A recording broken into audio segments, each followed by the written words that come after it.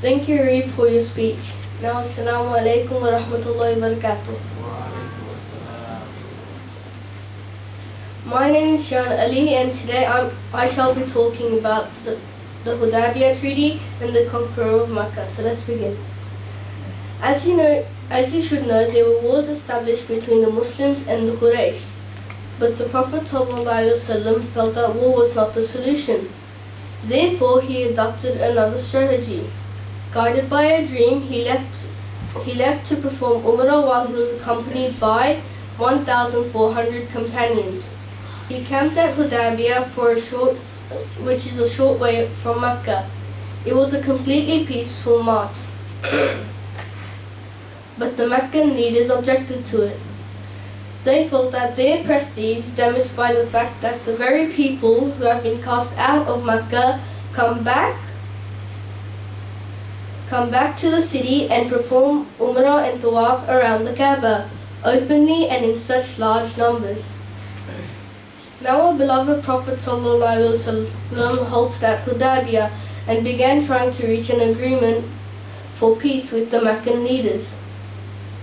The Quraysh finally agreed to sign a peace treaty, specifying that for the next 10 years, no wars would take place between the Muslims and the Meccans. By the terms of this treaty, Muslims were to go back without visiting the Kaaba, but to come back again the following year and for 3 days. The companions of the Prophet ﷺ were upset at the terms of this treaty. It seemed to them that those Meccans had been dominant and they were made out to be dutiful. But Allah subhanahu wa ta'ala declared in the first ayat of Surah Fatha, أعوذ بالله من الشيطان الرجيم بسم الله الرحمن الرحيم إن فتحنا لك فتحا مبينا.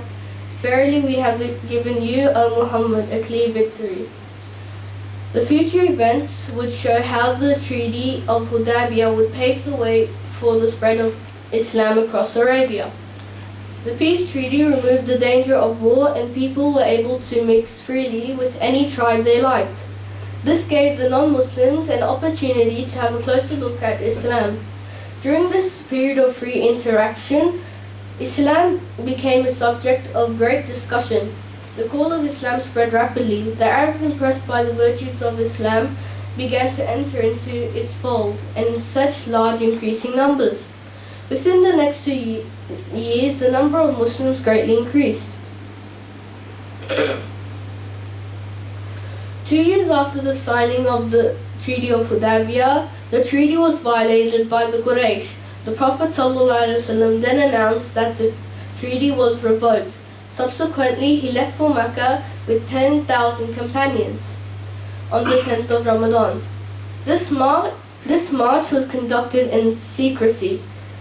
Only when they encamped a few miles from the city did the Meccans come to know of their arrival. The Meccans were completely taken by surprise. Faced with this numerical strength, the Meccans found themselves helpless. Therefore, they conceded with their defeat without any resistance.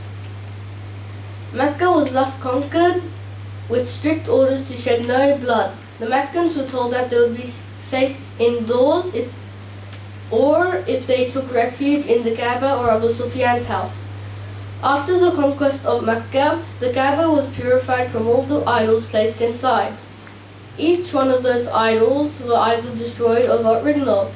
Then Bilal, who was the African companion of Rasulullah ﷺ, climbed to the roof of the Kaaba and said the call for Salah, which they in us called Adhan. Then all the companions did the Thanksgiving prayer, which was led by our beloved Prophet ﷺ.